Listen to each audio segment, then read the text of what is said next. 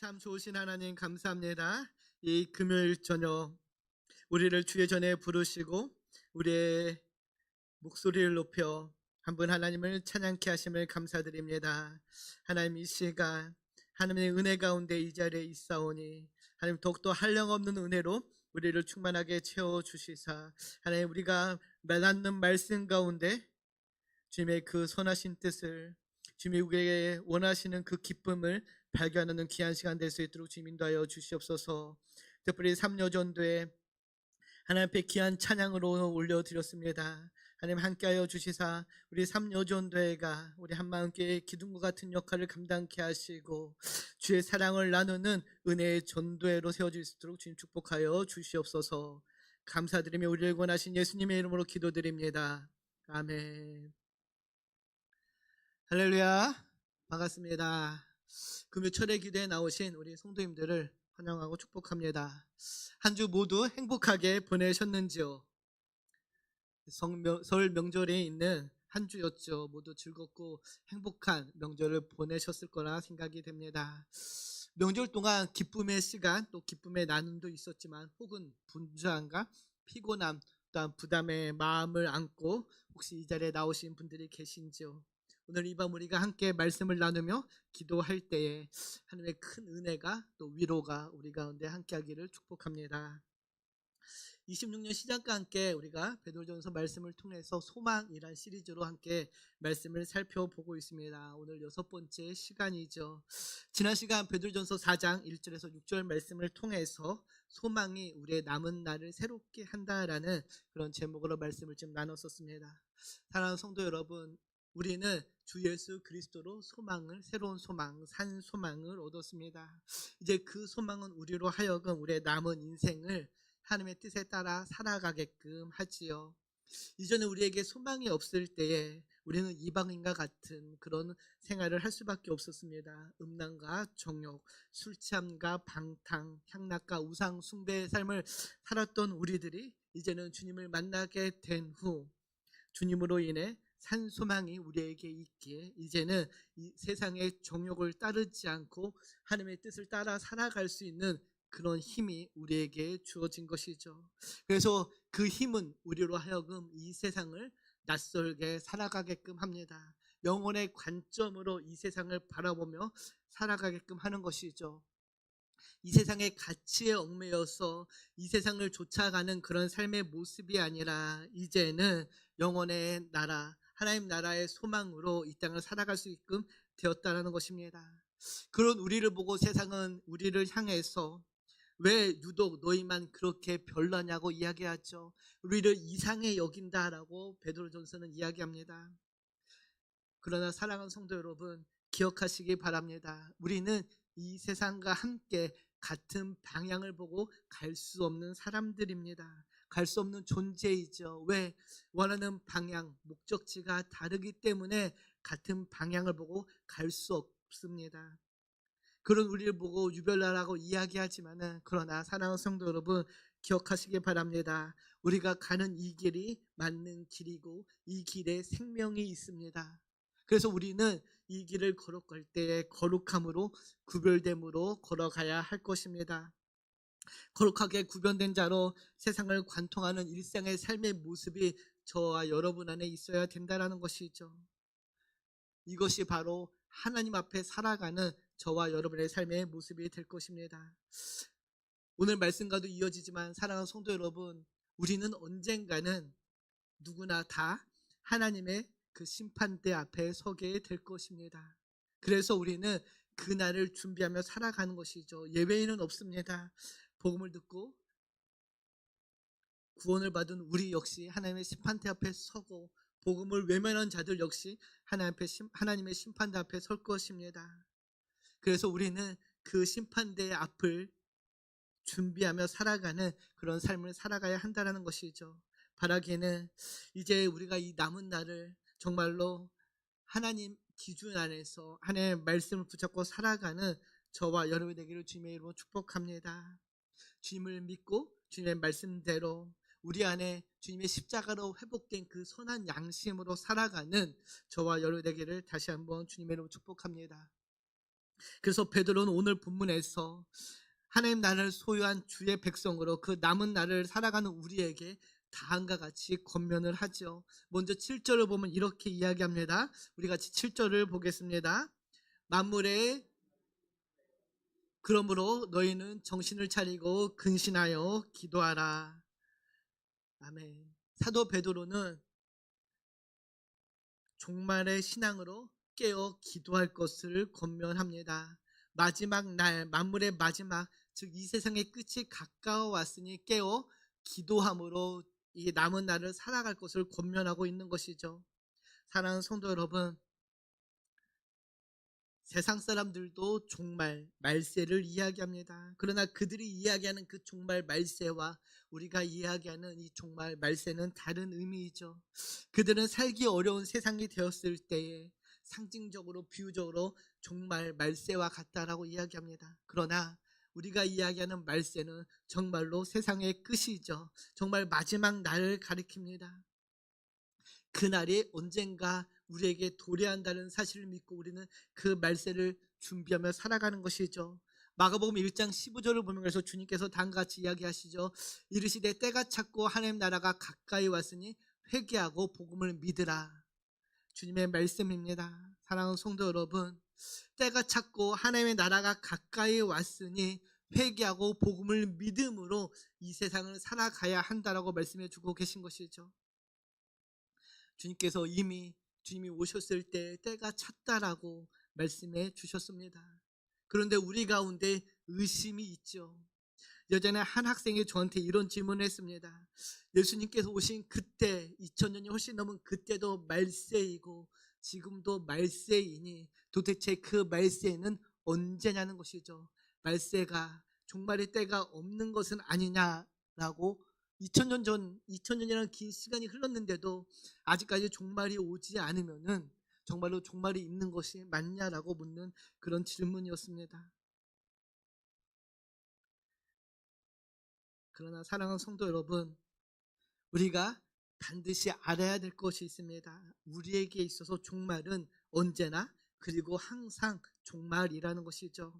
2000년 전에도 종말이었고 지금도 종말이고 앞으로 1000년 후에도 주님이 오시지 않는다라면 종말이라는 것입니다. 이 세상을 살아가는 사람들에게 우리에게는 예수님이 오신 이후 그 모든 시간이 종말의 시간이라는 사실을 기억해야 될 것입니다. 왜요? 이 종말의 시간이란 예수님이 다시 오심을 기다리는 시간이기 때문입니다. 그때가 언제인지는 알 수 없지만 사랑하는 성도 여러분, 우리는 다시 오실 그 예수님을 바라며 기다리며 종말의 때를 살아가고 있다는 사실을 꼭 잊지 말아야 할 것입니다. 그래서 우리가 지금 살아가는 그 모든 순간이 종말의 때라는 것이죠. 그래서 항상 언제나 깨어서 준비해야 되는 것입니다. 사랑하는 성도 여러분, 여러분이 만약 그 종말의 때를 안다라면은 여러분은 무엇을 준비하시겠습니까? 예를 들어 만약에 다음 주가 이 세상의 마지막이다라면은 여러분은 무엇을 하시겠습니까? 무엇을 하시겠습니까? 일주일의 시간밖에 여러분에게 주어지지 않았습니다. 여러분 무엇을 할까요? 예전에 담임 성교회처럼 모여서 열심히 기도를 하시겠습니까? 아니면은 한 그루의 사과나무를 심으시겠습니까? 안 웃으시네요. 웃어야 되는데 사과나무 심는 웃음 포인트가 다릅니다. 무엇을 할까요?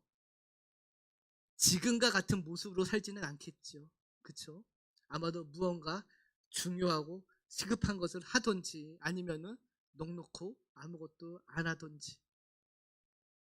사랑하는 성도 여러분, 종말의 때가 있다라면은 나에게 주어진 시간이 얼마 남지 않았다라면은 우리는 내가 그동안 중요하게 생각했던 것을 아마 할 것입니다. 그러면서 그것이 무엇이든지 미래를 준비하는 것이겠죠. 그러나 분명한 것은 지금처럼 헛된 것을 쫓아 살아가지는 않을 것이라는 것입니다. 사랑하는 성도 여러분, 그래서 우리에게 중요한 것이 영혼의 관점으로 영혼을 준비하는 것입니다. 왜? 저와 여러분은 이미 이 세상의 끝이 어떻게 될지를 알고 있기 때문이죠. 그리고 그 후에 무엇이 있는지 우리는 이미 알고 있기에 우리는 그 종말의 시간을 준비하며 살아가게 될 것입니다. 기억하시기 바랍니다. 만물의 마지막 곧 하나님의 나라가 완성될 때가 가까이 왔습니다. 그리고 우리는 그 나라를 준비하며 살아가야 할 것입니다. 그래서 우리는 이 세상을 낯설게 살아가야 되는 것이죠. 이 세상을 낯설게 살아가는 그 삶의 모습, 이 세상을 끝을 준비하는 그 삶의 모습 무엇입니까? 베드로는 오늘 말씀에서 깨어 기도하는 것이다라고 우리에게 알려줍니다. 7절을 다시 보면 이렇게 이야기하죠. 우리 7절을 같이 읽겠습니다.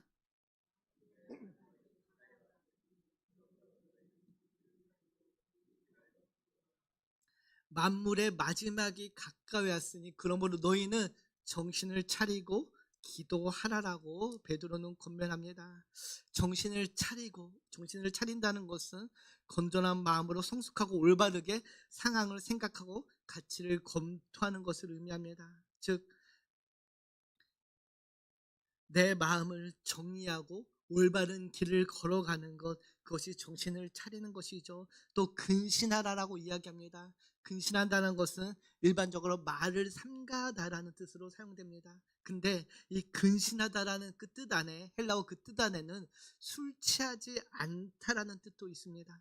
무엇입니까? 무분별하게 세상 것을 쫓아가지 않고 세상에 빠져 사는 것이 아니라 세상적인 것으로부터 나를 분리해내서 절제하면서 살아가는 것, 그것이 바로 근신이라는 것이죠. 어떤 종류이든 영적으로 우리가 하나님을 쫓아가는 것을 방해하는 그 모든 것들로부터 나를 분리해내는 것, 그것이 정신을 차리고 근신하는 것입니다. 이렇게 정신을 차리고 근신하며 베드로는 기도하라라고 이야기하죠. 왜 기도해야 됩니까? 사랑하는 성도 여러분, 오늘날 기도는 종종 안타깝게도 나의 소원을 들어주는 것으로 생각을 합니다. 제 친구들이 그렇게 생각을 하죠. 그래서 가끔가다 제가 친구들을 만나면은 제 친구들이 저한테 기도 요청을 하는데 자신들이 원하는 것이 뭐 자신의 건강, 아픈 친구들은 건강이나 뭐 이런 것들, 자녀의 문제를 놓고 기도를 요청합니다. 그들이 저한테 자신의 구원을 위해서, 신앙을 위해서 기도 요청을 하진 않습니다. 교회를 안 다니기 때문에 복음에 대해서 제가 이렇게 이야기를 해도 아직 듣지 않고 있어서 마치 기도가 현세의 복을 얻기 위한 도깨비의 방망이처럼 생각하는 제 친구들처럼 혹시 여기 계신 분들도 기도를 그렇게 생각하고 계시는 않는지요? 그러나 7절에서 사도 베드로가 우리에게 이야기하는 거, 근신하고 정신을 차리고 깨어 기도하라라는 그 기도는 우리가 생각하는 그 기도와 정반대의 기도입니다.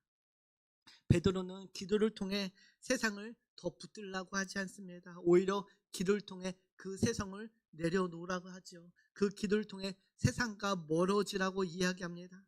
기도는 저와 여러분이 우리의 욕망을 채우는 수단이 아니라 오히려 그 욕망을 내려놓고 기도 가운데 하나님의 뜻을 찾아가는 것, 그것이 바로 정신을 차리고 근신하며 기도하는 그 기도인 것이죠. 기도는 세상을 사랑하게 하는 도구가 아니라, 사랑하는 성도 여러분, 세상을 지나가게 하는 능력이 바로 기도입니다.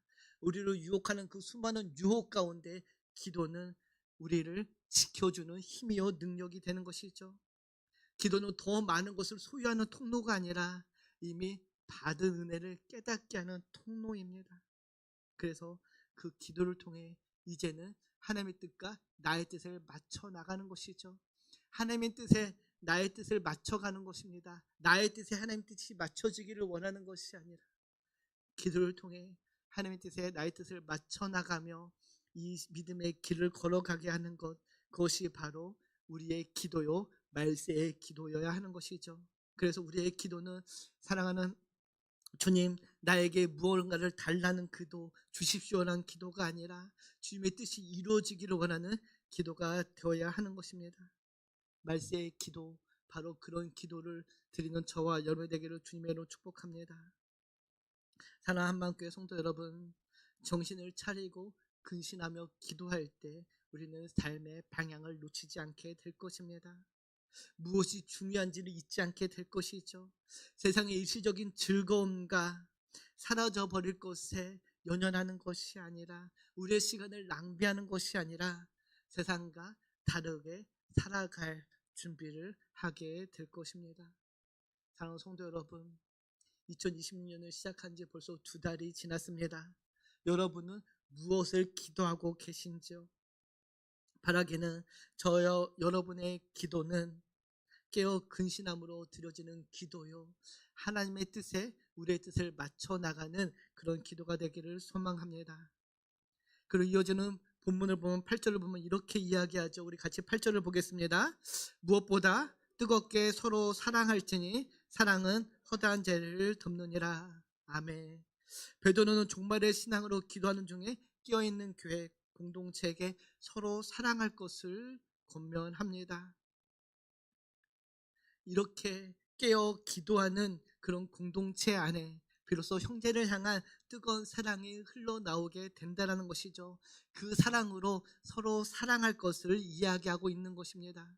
사랑하는 성도 여러분, 기억하시기 바랍니다. 종말의 신앙으로 기도 중에 깨어있는 교회는 그리스도의 사랑이 살아있는 교회입니다.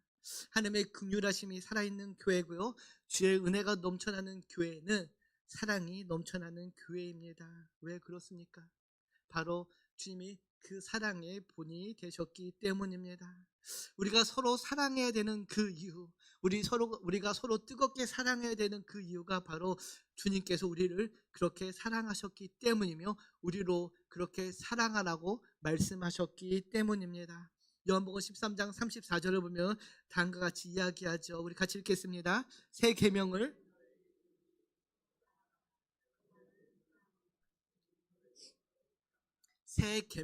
너희에게 주노니 서로 사랑하라. 내가 너희를 사랑한 것 같이 너희도 사랑하라라고 주님이 말씀하셨습니다. 그리고 주님께서 그 사랑을 우리에게 친히 몸소 보여주셨죠. 내가 이렇게 너희를 사랑했으니 너희도 서로 사랑하는 것이 마땅하다라고 이야기합니다. 요한복음 15장 12절에 그렇게 이야기하죠. 내 계명은 곧 내가 너희를 사랑한 것 같이 너희도 서로 사랑하는 것이다 라고 말씀해 주십니다. 사랑하는 성도 여러분, 베드로는 그래서 우리에게 이렇게 이야기하죠. 8절을 보면은 무엇보다도 뜨겁게 서로 사랑하라 라고 이야기합니다. 뜨겁게 사랑할 것을 권면하죠. 사랑하는데 그냥 사랑하는 것이 아니라 뜨겁게 사랑하라고 이야기합니다. 여기서 이 뜨겁게라는 단어 아주 우리가 좀 주의 깊게 봐야 되는데요. 에크테네라는 단어입니다. 단순히 열심히 사랑하는 그런 그 열심의 지경이라기보다는 내가 할 수 없는 것처럼 여겨질 때 그 이상으로 사랑하는 것입니다. 이것이 나의 맥스라고 생각하면은 그 이상으로 사랑하는 것, 그것이 바로 뜨겁게 사랑하는 것입니다. 내 힘으로 도저히 할 수 없는 그 상황까지, 그러나 그보다 더 사랑하는 것, 그것이 바로 베드로가 지금 이야기하는 뜨겁게 사랑하는 것입니다. 내가 할 수 있는 한도 내에서 사랑하는 것, 그 정도가 아니라는 것이죠. 내가 할 수 없을지라도 내가 할 수 있는 그곳을 넘어서 사랑할 수 있는 것, 그 정도로 사랑하라고 이야기합니다. 왜? 주님께서 우리를 그렇게 사랑하셨기 때문이죠. 사랑하는 성도 여러분, 그런데 만약 저와 여러분이 모여있는 이 믿음의 공동체가, 이 교회가요, 예수를 믿는 믿음으로 이 세상의 복을 받기 위해 모여있는 공동체라면은 이 공동체 안에는 주님이 말씀하시는 지금 베드로가 이야기하는 그 사랑의 모습을 찾을 수 없을 것입니다. 왜 그럴까요? 그 믿음으로 나의 형통의 복을 기대하는 사람들은 서로를 뜨겁게 사랑할 이유와 필요를 깨닫지 못하기 때문입니다. 내 우선이고 내 복이, 내 유익이, 내 안전이 우선인 사람은 남의 필요와 남의 유익을 구하지 못하기 때문입니다.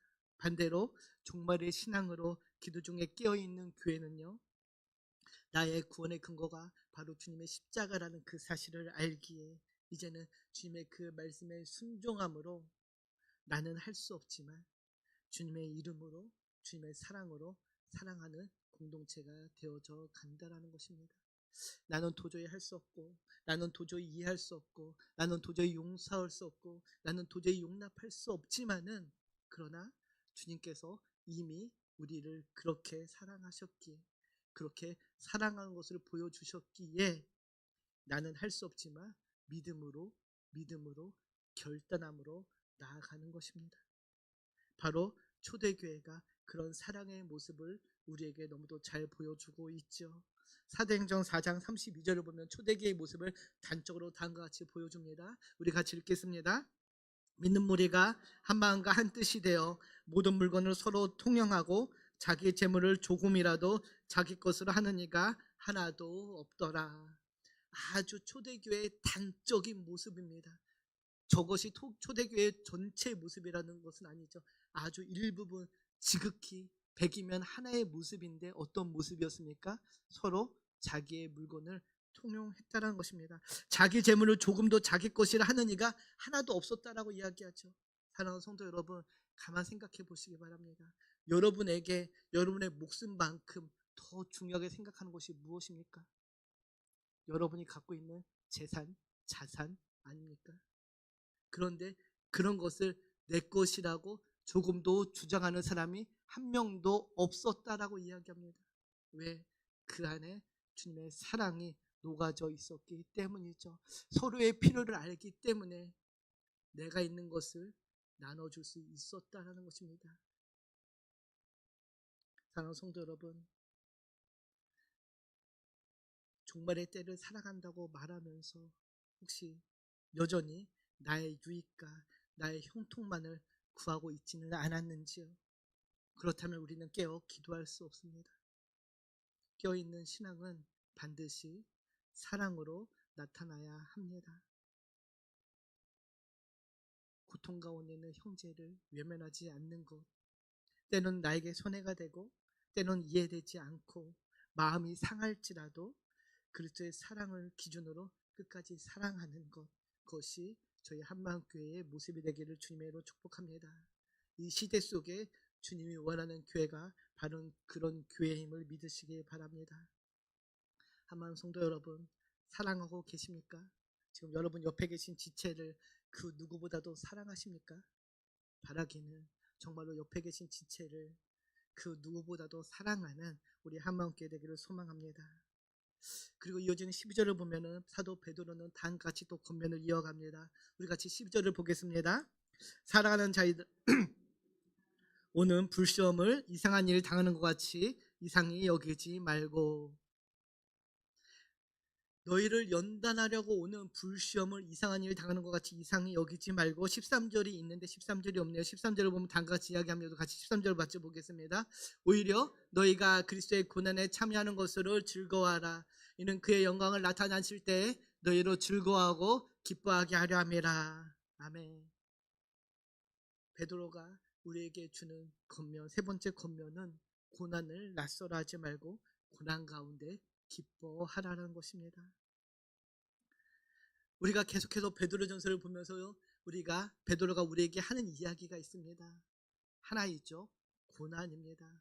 너희는 항상 고난과 밀접해 있다라는 것이죠. 고난이 너희 중에 항상 있다라고 베드로는 이야기합니다. 그러면서 이야기하죠. 그럼에도 불구하고 너희는 기뻐할 수 있어야 된다. 고난 가운데 기뻐하라라고 이야기하죠. 고난이 너에게 있는 게 너에게 유익이다라고 이야기합니다. 간혹 예수를 잘 믿는데 왜 나에게 이런 고난이 있지? 왜 어려움이 있지라고 불평하는 성도들이 있습니다. 잘 믿었으면 이럴 리가 없는데, 이런 고난이 나에게 닥쳤을 리가 없는데 내 믿음이 부족한가?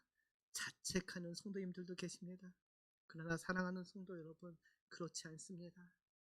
우리가 예수를 잘 믿고 주의 길을 가면은 오히려 고난이 우리 가운데 있습니다. 왜? 주님께서 그 고난의 길을 가셨기 때문이며 우리를 보고 그 십자가를 지고 따르라 했기에 우리에게 고난의 길은 반드시 거쳐가야 하는 길이 됩니다.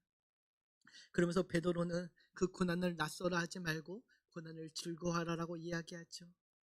왜? 그 고난이 바로 너희가 잘 살고 있다라는 증거요 증표가 되기 때문입니다. 사랑하는 성도 여러분, 혹시 영광의 상처라는 그 말 다 들어보셨죠?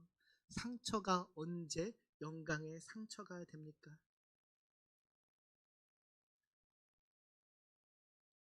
상처가 언제 여러분에게 영광의 상처가 됩니까? 내가 무언가 선한 일을, 좋은 일을, 의로운 일을 하다가 얻게 된 그 상처는 영광의 상처라고 자랑을 합니다. 바로 그 고난이 저와 여러분에게 영광의 상처라고 말씀하고 있는 것이죠. 주로 인해 고난당하는 것, 주님 때문에 겪게 되는 그 고난은 우리의 삶의 영광의 상처임을 여러분 믿으시기 바랍니다. 그래서 14절을 보면 이렇게 이야기하죠. 우리 같이 14절을 보겠습니다. 너희가 그리스도의 이름으로 치욕을 당하며 복 있는 자로다. 영광의 영 곧 하나님의 영이 너희에 계심이라.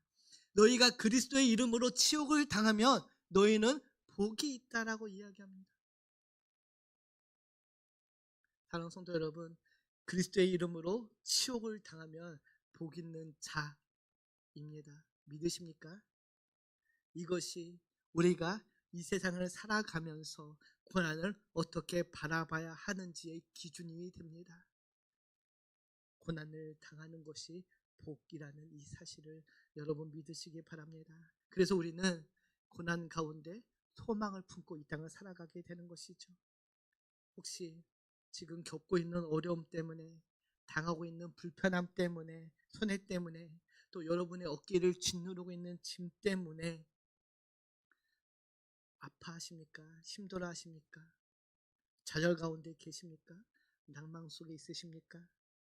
사랑하는 성도 여러분, 그 끝에 주어질 영광의, 그 끝에 있는 영광을 바라보시길 바랍니다. 하나님의 영이 너희 위에 함께 있다라는 이 말씀을 여러분 믿으시기 바랍니다. 고난 14절을 다시 봅시다. 너희가 그리스도의 이름으로 치욕을 당하면 복 있는 자로다. 영광의 영 곧 하나님의 영이 너희에 계심이라. 너희가 고난을 받을 때 하나님의 영이 이미 너희 위에 함께 있다라고 이야기합니다. 너에게 이미 천국의 소망, 하나님 나라의 소망이 주어졌다라고 말씀해 주고 계신 것이죠. 그래서 사랑하는 성도 여러분, 우리는 그 고난 가운데 기뻐해야 됩니다. 어떻게 기뻐할 수 있을까요? 그러면 마지막 19절 보면 다음과 같이 이야기하죠. 우리 같이 19절을 보겠습니다. 그러므로